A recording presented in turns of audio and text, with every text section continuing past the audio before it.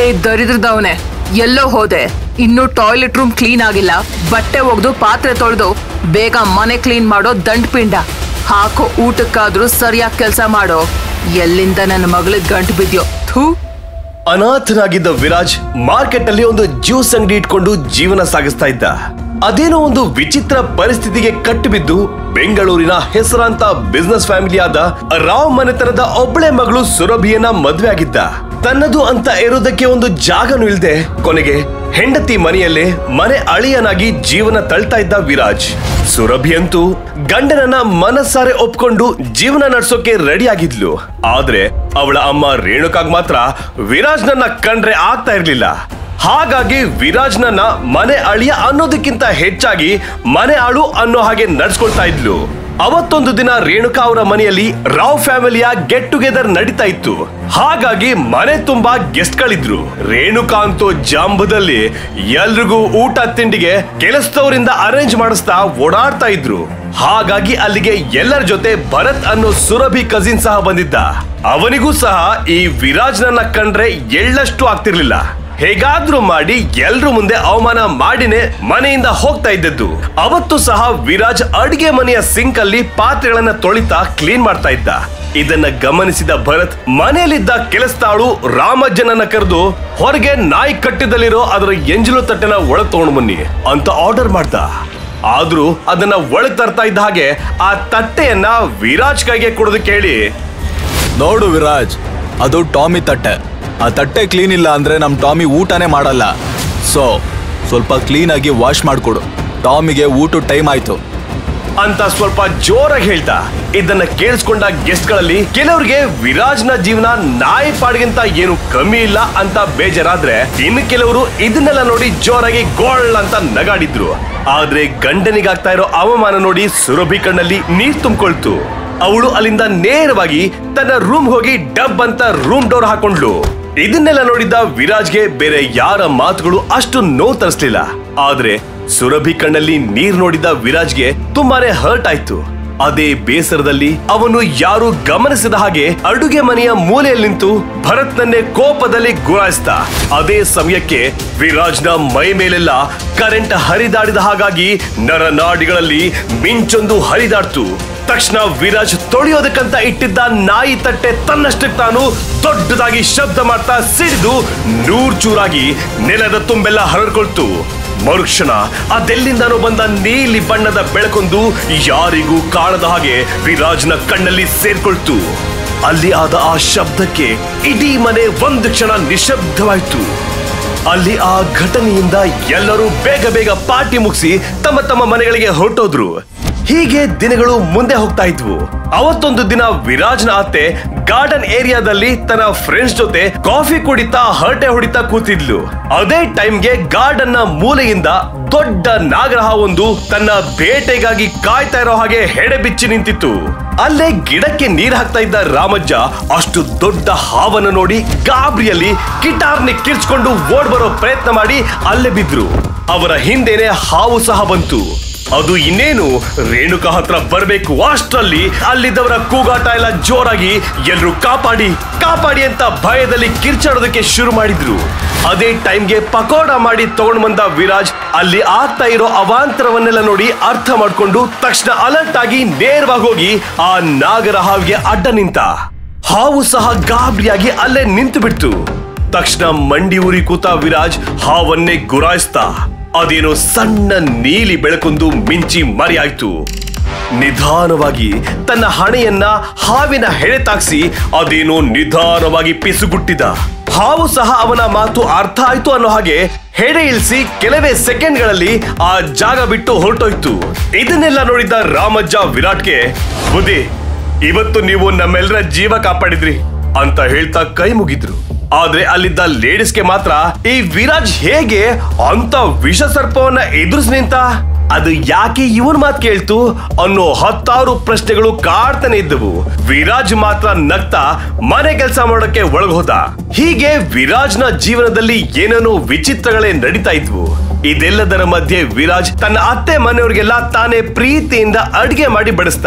ಅದನ್ನೆಲ್ಲ ತಿಂದ ಮನೆಯವರೆಲ್ಲ ವಿರಾಜ್ ಕೈ ರುಚಿ ತುಂಬಾ ಚೆನ್ನಾಗಿದೆ ಅಂತ ಬಾಯಿ ತುಂಬಾ ಹೊಗಳಿದ್ರು.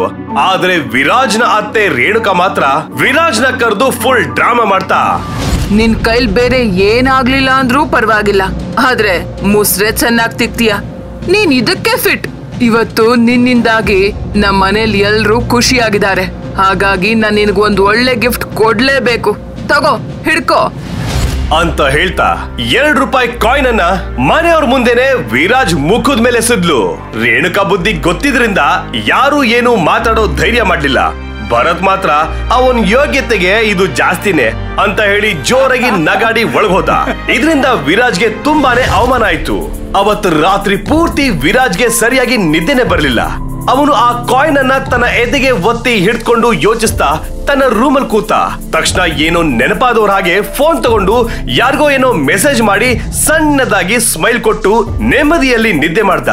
ನೆಕ್ಸ್ಟ್ ಡೇ ರಾವ್ ಫ್ಯಾಮಿಲಿಯ ಬಂಗ್ಲೆಯಲ್ಲಿ ಎಲ್ರು ಕಾಫಿ ಕುಡಿತಾ ಕೂತಿರ್ಬೇಕಾದ್ರೆ ಸುರಭಿ ಆಫೀಸ್ ಇಂದ ಒಂದು ಕಾಲ್ ಬಂತು. ಪಿಕ್ ಮಾಡ್ತಿದ್ದ ಹಾಗೆ ಮ್ಯಾನೇಜರ್ ಮಾತಾಡ್ತಾ, ಮ್ಯಾಮ್, ಒಂದು ದೊಡ್ಡ ಅನಾಹುತ ಆಗಿದೆ. ಯಾರು NRI ಒಬ್ಬ ನಮ್ಮ ಕಂಪ್ನಿಲಿದ್ದ ಎಲ್ಲ ಶೇರ್ ಹೋಲ್ಡರ್ಸ್ ನ ಕಾಂಟ್ಯಾಕ್ಟ್ ಮಾಡಿ ಡಬಲ್ ರೇಟ್ ಕೊಟ್ಟು ಎಲ್ಲ ಶೇರ್ಸ್ ನ ಅವ್ನು ಪರ್ಚೇಸ್ ಮಾಡಿದ್ದಾನೆ. ಸೊ ಇವಾಗ ಅವನ ಕೈಯಲ್ಲೇ 40% ಶೇರ್ಸ್ ಇರೋದ್ರಿಂದ ಕಂಪ್ನಿಯ ಪವರ್ ಎಲ್ಲ ಅವನ್ಗೆ ಹೋಗುತ್ತೆ. ಬೇಗ ಏನಾದ್ರೂ ಮಾಡಿ ಮೆಜಾರಿಟಿನ ಪ್ರೂವ್ ಮಾಡ್ಲಿಲ್ಲ ಅಂದ್ರೆ ಕಂಪನಿ ಕೈ ತಪ್ಪು ಹೋಗುತ್ತೆ ಮ್ಯಾಮ್ ಅಂತ ಹೇಳಿದಾಗ ಸುರಭಿಗಂತೂ ದಿಕ್ಕೆ ತೋಚದಾಗಾಯ್ತು. ಈ ವಿಷಯ ಗೊತ್ತಾಗ್ತಾ ಇದ್ದ ಹಾಗೆ ರೇಣುಕಾಂತೂ ಇವಾಗ ಏನ್ ಮಾಡೋದು ಅಂತ ತಲೆ ಮೇಲೆ ಕೈ ಹೊತ್ ಕೂತ್ಲು. ಇದನ್ನೆಲ್ಲ ನೋಡಿದ್ದ ಭರತ್ ರೇಣುಕಾ ಹತ್ರ ಬಂದು, ನಾನೇನಾದ್ರೂ ಮಾಡೋಕ್ಕಾಗುತ್ತಾ ನೋಡ್ತೀನಿ, ಯಾರು ಟೆನ್ಷನ್ ಮಾಡ್ಕೊಳ್ಬೇಡಿ ಅಂತ ಹೇಳಿ ಅರ್ಜೆಂಟ್ ಅಲ್ಲಿ ಅಲ್ಲಿಂದ ಹೊರಟೋದ. ಇದನ್ನೆಲ್ಲ ನೋಡಿದ ವಿರಾಜ್ ತನ್ನ ಜೇಬಿನಿಂದ ಅತ್ತೆ ಕೊಟ್ಟ ಕಾಯಿನ್ ತೆಗೆದು ಸ್ಟೈಲ್ ಆಗಿ ಟಾಸ್ ಹಾಕಿ ಮತ್ತೆ ಜೇಬಲ್ಲಿ ಇಟ್ಕೊಂಡು ಕಣ್ಣು ಮಿಟುಕಿಸಿ ನಕ್ಕ. ಇದೇ ಗಡಿಬಿಡಿಯಲ್ಲಿ ಎಲ್ಲರ ಜೀವನ ಮುಂದೆ ಹೋಗ್ತಾ ಇತ್ತು. ಅವತ್ತೊಂದು ದಿನ ವಿರಾಜ್ನ ಮುದ್ದಿನ ಹೆಂಡತಿ ಸುರಭಿ ಏನೋ ಡಾಕ್ಯುಮೆಂಟ್ಗೋಸ್ಕರ ಇಡೀ ಮನೆಯೆಲ್ಲ ಹುಡ್ಕಾಡ್ತಾ ಇದ್ಲು. ಆಗ ವಿರಾಜ್ ಕಬೋರ್ಡ್ ನಲ್ಲೇನಾದ್ರೂ ಇಟ್ಟಿದ್ದೀನ ನೋಡ್ಬಿಡ್ತೀನಂತ ಅವನ ಬಟ್ಟೆ ಇದ್ದ ಜಾಗದಲ್ಲೆಲ್ಲ ತಡ್ಕಾಡಿದ್ಲು. ಆಗ ಕಬೋರ್ಡ್ ಒಳಗೆ ಒಂದು ಬ್ಲಾಕ್ ಅಂಡ್ ವೈಟ್ ಫೋಟೋ ನೆಲದ ಮೇಲೆ ಬಿತ್ತು. ಅದು ಬ್ಲರ್ ಆಗಿದ್ರಿಂದ ಅದು ಯಾರ ಫೋಟೋ ಅಂತ ಗೊತ್ತಾಗ್ತಾ ಇರ್ಲಿಲ್ಲ. ಆದ್ರೆ ಅದೊಂದು ಲೇಡಿ ಫೋಟೋ ಅನ್ನೋದು ಮಾತ್ರ ಕ್ಲಿಯರ್ ಆಯ್ತು ಸುರಭಿಗೆ. ಅರೆ ಇದ್ಯಾರಿರ್ಬೋದು ಅಂತ ನೋಡ್ತಾ ಫೋಟೋವನ್ನ ತಿರುಗಿಸಿ ನೋಡಿದ್ಲು. ಅಲ್ಲಿ, ನಿನಗೆ ಮಾಡಿದ ಅವಮಾನಕ್ಕೆ ನಾನು ಅವ್ರಿಗೆಲ್ಲ ಒಂದು ಒಳ್ಳೆ ಬಹುಮಾನ ಕೊಟ್ಟೆ ಕೊಡ್ತೀನಿ, ನೋಡ್ತಾ ಇರು, ಇಂತಿನಿನ ವಿ ಅವಿನಾಶಿ ಅಂತ ಬರ್ದಿತ್ತು. ಅದನ್ನ ನೋಡಿದ ಸುರಭಿ ಏನು ಅರ್ಥ ಆಗದೆ ವಿರಾಜ್ನನ್ನ ಪ್ರಶ್ನೆ ಮಾಡೋಕ್ಕೂ ಆಗದೆ ಫೋಟೋ ಅಲ್ಲೇ ಇಟ್ಟು ಸುಮ್ನಾದ್ಲು. ಆದ್ರೆ ಅವಳ ತಲೆಯಲ್ಲಿ ಪ್ರಶ್ನೆಗಳು ಮಾತ್ರ ಹಾಗೆ ಉಳಿದುಕೊಂಡವು. ಇತ್ತ ಕಂಪನಿ ಸಮಸ್ಯೆ ಕಡಿಮೆ ಆಗದೆ ಸುರಭಿ ಮಾತ್ರ ದಿನದಿಂದ ದಿನಕ್ಕೆ ಸೊರಗ್ತಾ ಇದ್ಲು.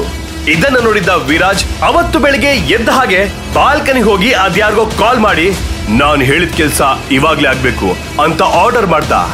ಅದಾಗಿ ಸ್ವಲ್ಪ ಹೊತ್ತಿಗೆ ಸುರಭಿಗೆ ಕಾಲ್ ಮಾಡಿದ manager, ma'am, company problem solve ಆಗಿದೆ, ಕಶ್ಯಪ್ ಗ್ರೂಪ್ ಅವರು ಹೆಲ್ಪ್ ಮಾಡಿದ್ರು ಅಂತ ಹೇಳಿದಾಗ ಖುಷಿಯಾದ ಸುರಭಿ ಮನೆಯವ್ರಿಗೆಲ್ಲ ಈ ವಿಷಯ ಹೇಳಿ ಅದೇ ಖುಷಿಯಲ್ಲಿ ಕೆಲಸದವ್ರಿಗೆ ಶಾವಿಗೆ ಪಾಯಸ ಮಾಡೋಕ್ ಹೇಳಿದ್ಲು.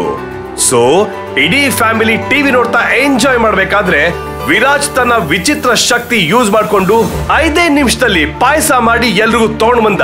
ಆಗ ವಿರಾಜ್ನ ನೋಡಿದ ಭರತ್, ಏನೇ ಸುರಭಿ ನಿನ್ ಗಂಡನ ಅವಸ್ಥೆ, ಇವನಿಂದ 3 ಕಾಸಿನ ಪ್ರಯೋಜನ ಇಲ್ಲ.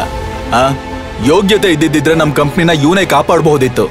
ಆದ್ರೆ ಇವನೇ ಬ್ಲಡಿ ಬೆಗ್ಗರ್. ಇಂಥವನ ಹತ್ರ 100 ಕೋಟಿ ಹೋಗ್ಲಿ, 100 ರೂಪಾಯಿನೂ ಇಲ್ಲ.